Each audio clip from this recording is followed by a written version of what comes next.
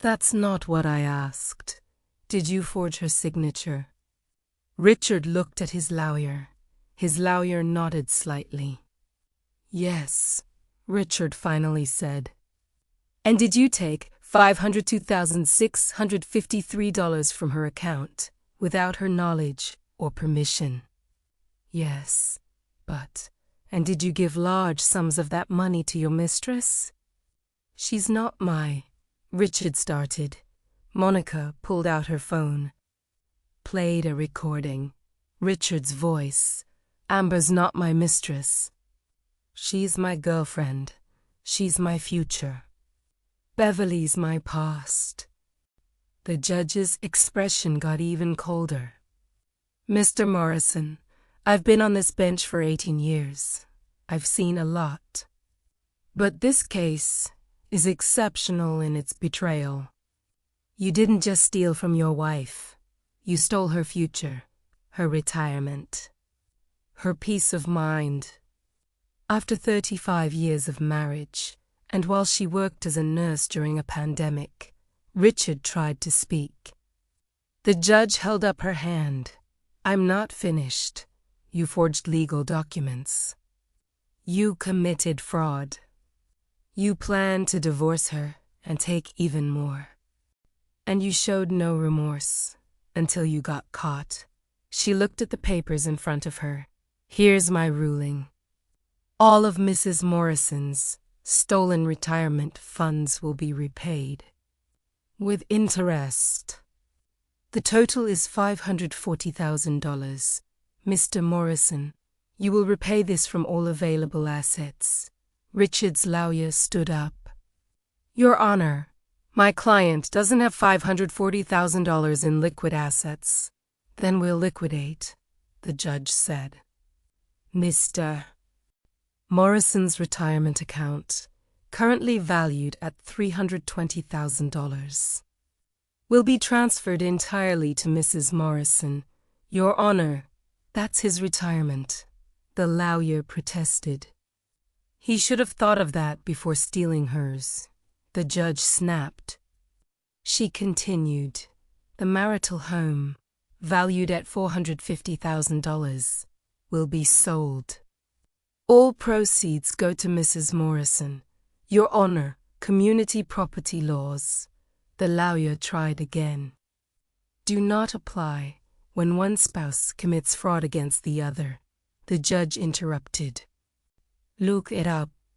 The Miami condominium purchased with stolen funds will also be sold.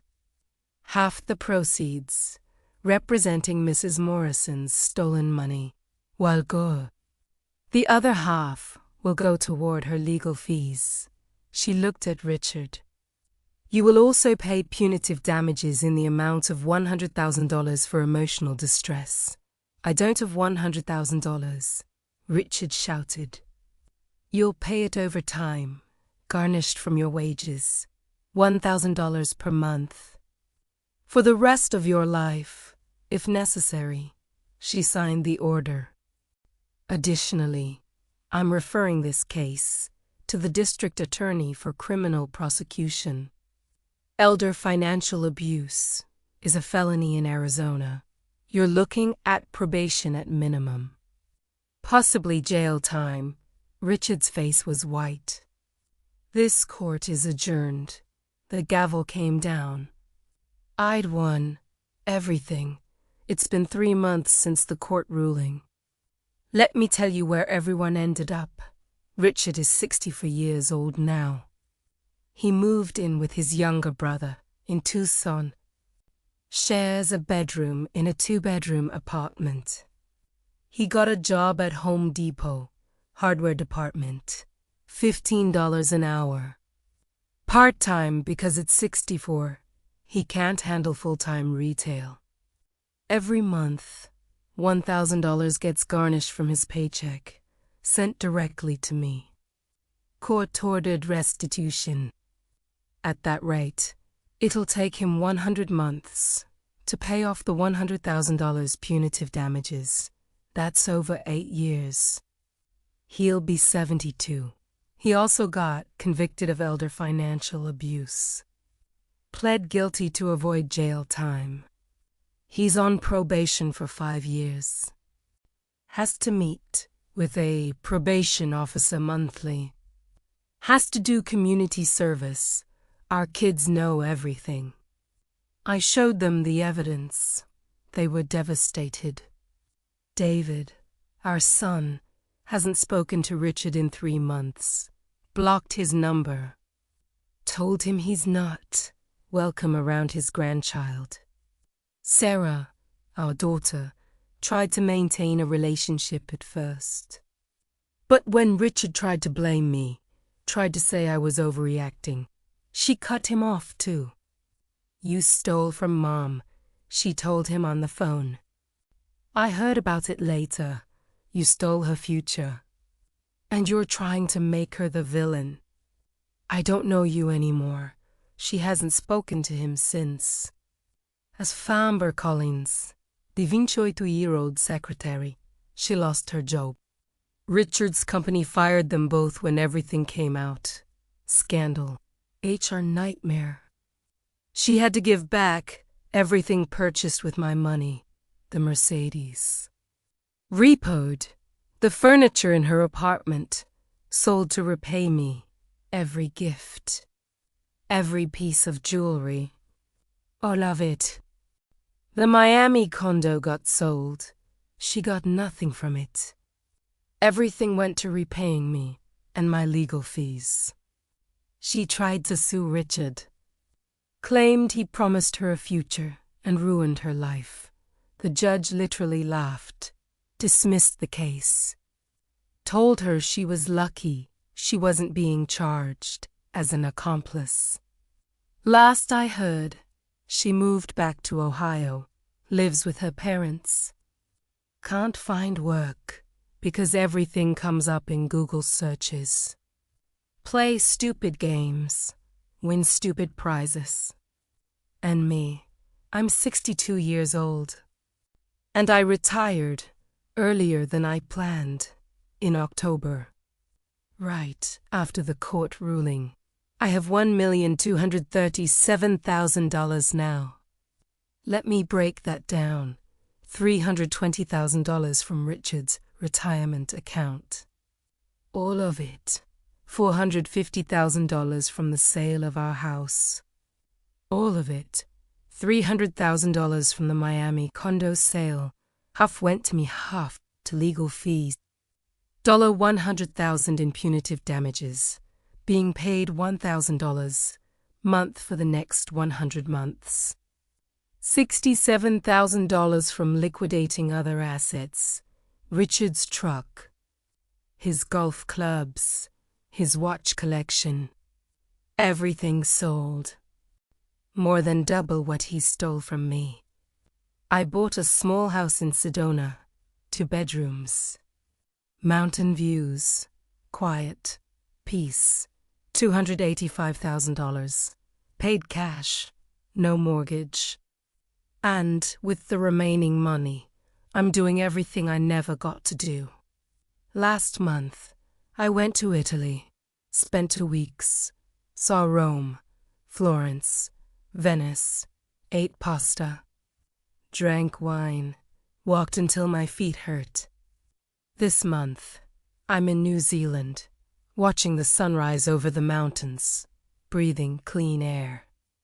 Next month, I'm thinking Alaska. See the northern lights. I'm living the retirement I worked 40 years for. The retirement Richard tried to steal, but I got it back. And I got it back on my terms. People ask me all the time if I regret how I handled things. If I should have just confronted Richard immediately when I found out. If I should have tried to work it out. Go to counseling. Save the marriage. My answer is always the same. Absolutely not. Here's why. If I'd confronted Richard that day in March, when I found out, he would have lied. He would have said it was a misunderstanding, a mistake. That he planned to pay it back, and I might have believed him. Or at least wanted to believe him. He would have hidden more evidence, moved money offshore, destroyed his phone, covered his tracks. And when it went to court, it would have been my word against his. But because I waited, because I spent 6 months documenting everything, because I built an airtight case, because I had evidence he couldn't deny or explain away, and completely, totally, absolutely, I got my money back. Plus more, plus justice, plus peace. If you're in a similar situation, here's what I want you to know. First, trust your gut. If something feels wrong, it probably is. Don't ignore it.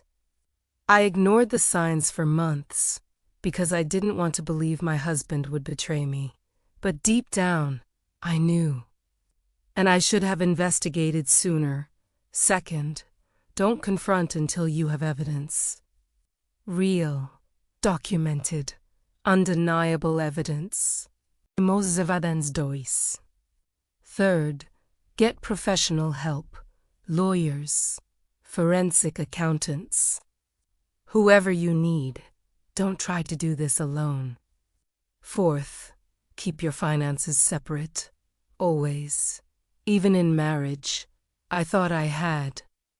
But Richard still found a way to access my account by forging documents. So check your accounts every month. Make sure nobody's stealing from you. Fifth, don't let anyone make you feel guilty for protecting yourself. People told me I was being vindictive, that I should forgive him, that marriage is about second chances, but forgiveness without consequences isn't forgiveness. It's enabling. Richard didn't need forgiveness. He needed to face what he'd done. And finally, it's never too late to choose yourself. I'm 62. I could have decided I was too old to start over. Too old to fight back. Too old to rebuild. But I didn't. I fought. And I won. You're never too old to choose yourself. Never too old to demand respect. Never too old to build the life you deserve. Final section. Closing message. My name is Beverly Morrison. I'm 62 years old. I'm a retired nurse from Phoenix, Arizona. And 9 months ago, my husband of Thurmont Fund, $500,000. Today, I have $1,237,000. A house in Sedona with mountain views. Freedom. Peace. A future. Richard has nothing. A part-time job at Home Depot. A shared bedroom in his brother's apartment. Probation. A criminal record. And $100,000 in debt to me that he'll be paying off for the next 8 years. Our kids won't speak to him. His mistress left him. His reputation is destroyed. And I have 0 regrets. 0. People say revenge is a dish best served cold. They're right. I waited 6 months. I stayed calm. I documented everything. I built a case he couldn't fight. And then I took everything. Legally. Permanently. Completely. Some people will call me vindictive. Unforgiving. Cold. I call myself smart. I spent 40 years taking care of other people. In hospitals. At 2 a.m. On holidays. Through a pandemic. I earned my retirement. Every single dollar of it. And when someone tried to steal it, I fought back. That doesn't make me vindictive. That makes me strong. I'm done apologizing for protecting myself. Done making excuses for people who hurt me. Done being the nice woman who lets things slide. I'm 62 years old. I have my whole retirement ahead of me. And I'm going to live it on my terms. With my money that he earned. Richard thought he could steal my future. He was wrong. You can steal money. But you can't steal resilience. You can't steal strength. You can't steal the will to fight back. And I'm still here, still standing, still winning. To anyone listening who's been betrayed, who's been stolen from, who's been lied to by someone they trusted, you can fight back. You can win. You can rebuild. It's never too late. I did it at 62. You can do it at any age. Don't let anyone tell you to be quiet, to forgive without justice, to let it go, because that's what good people do. Good people protect themselves. Good people demand accountability. Good people choose themselves. My name is Beverly Morrison. I saved my own retirement. And I'd do it all over again.